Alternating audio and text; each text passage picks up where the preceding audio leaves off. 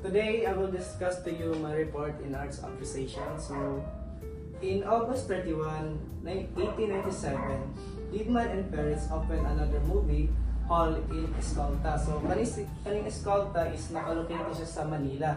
Among the film's strips was The Caesar Carriage, Passing the Place de la Concorde.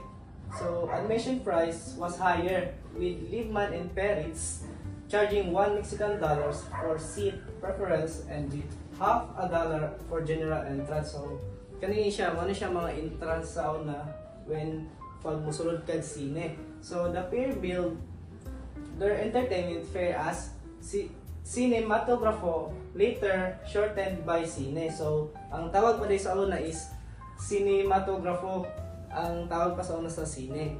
So, gi-shorten na siya og cine.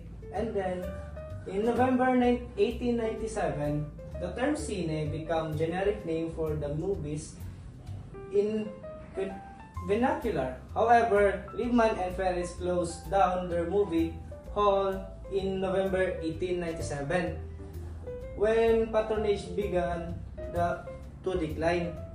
And the next is in September 1898, Antonio Ramos made the following films. So, nasiya tulo.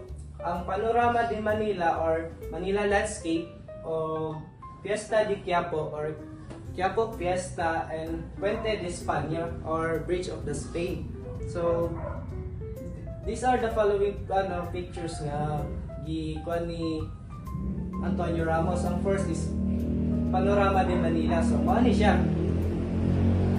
Then, ang second one is the Quiapo Fiesta or Fiesta de Quiapo. Mao ni ang picture sa una. And then, ang last one is Puente de España or Bridge of Spain.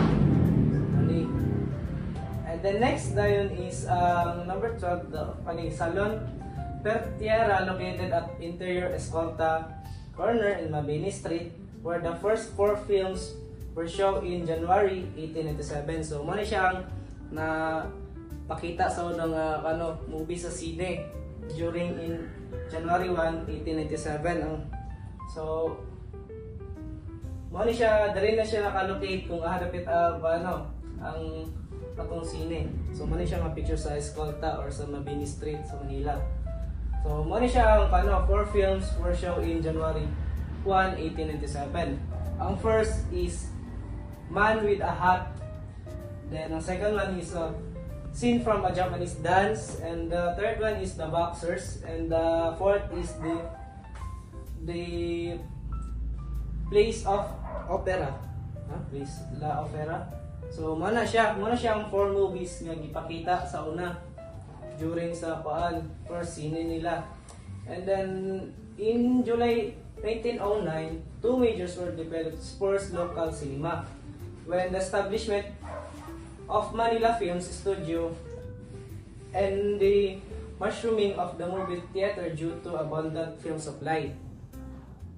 Then in 1909 to 1911, between 1909 and 1911, the other movie houses like Paz, Cabildo, Empire, Majestic, Comedies, Apollo, and Ideal, then Last, and Gaiti were open. So, mas nindaghan na, and Zarzuela are open, and Wandel, then presentation were performed in theater. Zorilla and Grand Opera House. So, movie houses also sprouted in the province in which had electricity. So, moto nagka-develop ng mga sine o mga sigkuan, then mga uban na po yung mga theater yan na.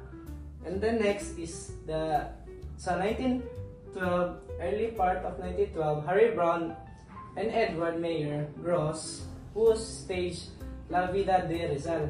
So, sila ang nagkuhan sa story, katong book ni Rizal, katong story ni Rizal na The Life of Rizal, katong salida ganito. Then, had been commercial success, collaborated to produce the first film, Full Rizal Breaken. To ensure the film's success, Brown, acting as director, engaged his wife, Tetay Molina, to play the role of Josephine Bracken. So muna sila ang nagkuan na buhat. So and then next Diana.